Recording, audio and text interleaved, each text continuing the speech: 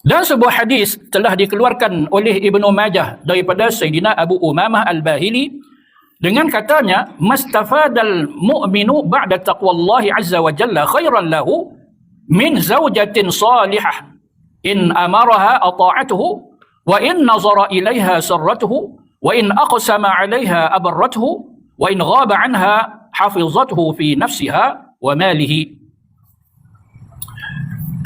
Maksudnya, tiada yang mendapat faedah oleh orang yang mukmin selepas daripada takut kepada Allah Azza wa Jalla yang lebih berkebajikan baginya daripada isteri yang salihah. Apabila suaminya menyuruhnya, nescaya ia menurutnya. Jika suaminya pandang kepadanya, nescaya ia menyukakannya. Dan apabila suaminya bersumpah atasnya, nescaya ia memberi kebajikan kepadanya. Dan jika suaminya ghaib daripadanya, nescaya ia memelihara dirinya dan harta suaminya.